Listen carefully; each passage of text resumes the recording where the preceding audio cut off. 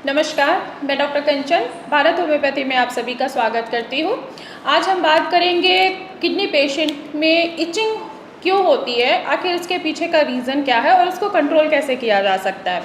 ज़्यादातर देखा गया है कि सीकेडी यानी कि क्रॉनिक किडनी डिजीज़ जिनको है, जिन भी पेशेंट को है, उनको खुजली बहुत ज़्यादा होती है और ये कभी भी होनी उनको स्टार्ट हो जाती है। तो ये खुजली बॉडी के किसी भी पार्ट पे हो सकती है, पर ज़्यादातर उनको देखने को कहाँ पे मिलती है, या तो उनको बैक पे दिखेगा, खुजली दिखाई देगा, उनको खुजली होती है वहाँ पे बैक पे भी हो सकता है, हाथों की हथेलियों के ऊपर हो सकता है और साथ में पीछे गर्दन पे भी होता है। बॉडी के किसी भी पार्ट पे उनको खुजली महसूस होती ही होती है।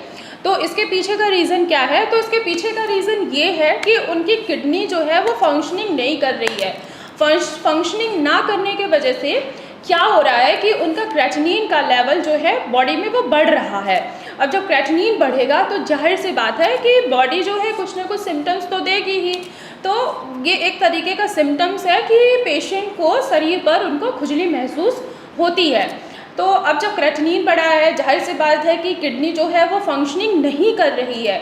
अगर किडनी अनहेल्दी है तो वो फंक्शनिंग कैसे करेगा? यूरिया, क्रेटिनिन और पोटेशियम, क्लोराइड, फॉस्फोरस, ये सारी चीज़ें यूरिन के थ्रू बाहर नहीं आ पाती है। जब हमारी किडनी हेल्दी होती है तो किडनी का काम है, आप सभी को पता है कि किडनी काम क्या करती है। उसका काम है कि वेस्ट मटेरियल को बाहर निकाल देना, यानी कि प्यूरिफिकेशन का काम है।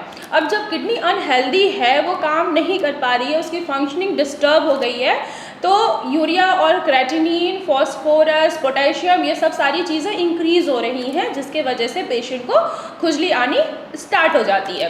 तो अब आखिर खुजली हो रही है तो पेशेंट क्या करे? तो आपको क्या करना है, ज़्यादा कुछ नहीं करना है।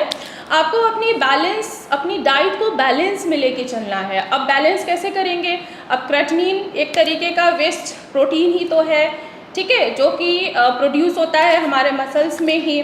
तो अब इसको हम बैलेंस कैसे करें? तो आप सभी को पता है कि अगर जिनको भी क्रेटिनिन का लेवल बढ़ जाता है, और इससे पहले भी मैंने वीडियोस बनाए हुए हैं कि आखिर किडनी पेशेंट अपनी क्या क्या डाइट वो फॉलो कर सकते हैं ड्यूरिंग ट्रीटमेंट और आफ्टर ट्रीटमेंट, और अगर उनको क्रेटिनिन की प्रॉब्लम है तो अपनी डाइट कैसे फॉलो करें। तो इसके पीछे मैंने एक वीडियो बना रखी है, आप मेरे चैनल पे जाके देख सकते हैं।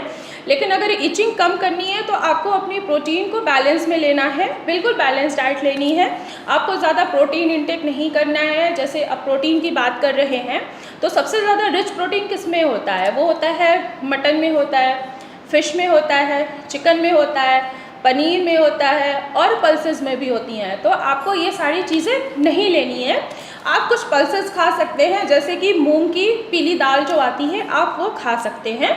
तो उससे क्या होगा कि आपको बॉडी में प्रोटीन भी बैलेंस में रहेगा और आपको खुजली नहीं होगी।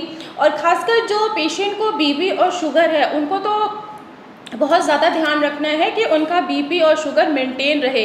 ऐसा नहीं है कि जिनको बीपी और शुगर है सिर्फ वही ध्यान रखें। जो किडनी के पेशेंट्स हैं उनको अपना बीपी और शुगर दोनों बैलेंस करना है। अगर आप मेडिसिन स्किप कर रहे हैं बीच में बीपी या शुगर की, तो उनको स्किप मत करिए। अगर आप उनको स्किप करेंगे, बीच में छोड़ेंगे, कभी लेंगे कभी खाएंगे, तो इससे क्या होगा कि आपका क्रेटिनिन जो है वो बढ़ता रहेगा, क्योंकि जो आपका किडनी है वो फंक्शनिंग नहीं कर पा रहा है। इससे मैंने आपको पहले भी बता रखा है कि जब भी ब्लड प्रेशर बढ़ता है तो जो किडनी के पास अमाउंट ऑफ ब्लड फ्लो आएगा वो बहुत ज़्यादा तेज़ी के साथ आएगा और प्रेशर के साथ आएगा, जिससे नेफ्रॉन्स के ऊपर प्रेशर पड़ना स्टार्ट हो जाता है। तो जाहिर सी बात है कि किडनी की फंक्शनिंग वहाँ पे डिस्टर्ब होती है। तो आपको बीपी और शुगर दोनों को बैलेंस कर लेके चलना है, जिससे आपको इचिंग थोड़ी सी कम हो जाएगी और आपको प्रॉपर अपनी पानी पीना है। अगर आप बहुत ज़्यादा पानी पी रहे हैं तो वो भी आपकी किडनी के लिए हार्मफुल है। आपको एक बैलेंस में पानी पीना है, ज़्यादा पानी नहीं पीना है। एटलीस्ट आपको 800 ml से लेके 1 लीटर पानी पीना है, जो भी किडनी से सफ़र कर रहे हैं पेशेंट। बाकी आपको डाइट फॉलो करनी है, एक्सरसाइज करना है, अपने क्रेटिनिन के लेवल को मेंटेन करके चलना है, और सबसे मोस्ट जो इम्पॉर्टेंट बात है कि आपको स्ट्रेस नहीं लेना है। अगर आप स्ट्रेस नहीं लेंगे तो आपका क्रेटिनिन, यूरिया, ये सारी चीज़ें जो हैं, जो हमारे इलेक्ट्रॉल्स होते हैं किडनी के अंदर, सारे वो धीरे धीरे करके एक एक करके वो नॉर्मल आना स्टार्ट हो जाएंगे। तो आज की वीडियो में बस इतना ही, फिर मैं मिलूँगी आपको नेक्स्ट वीडियो में। कोई भी पेशेंट चाहे किसी भी डिजीज़ से सफ़र कर रहा हो, चाहे वो किडनी डिजीज़ हो, चाहे वो किसी भी तरीके का डिजीज़ हो, मेल इनफर्टिलिटी हो, फीमेल इनफर्टिलिटी हो, या अस्थमा से रिलेटेड या COPD से रिलेटेड कोई भी डिजीज़ है, तो भारत होम्योपैथी में मैं उसका स्वागत करती हूँ। भारत होम्योपैथी में डॉक्टर्स की टीम है, हाँ आप उनसे कांटेक्ट कर सकते हैं। अगर आपको डायरेक्ट मुझसे मिलना है तो फर्स्ट ऑफ ऑल आपको अपनी अपॉइंटमेंट फिक्स करानी है, देन आप मुझसे OPD में भी मिल सकते हैं। तब तक के लिए धन्यवाद।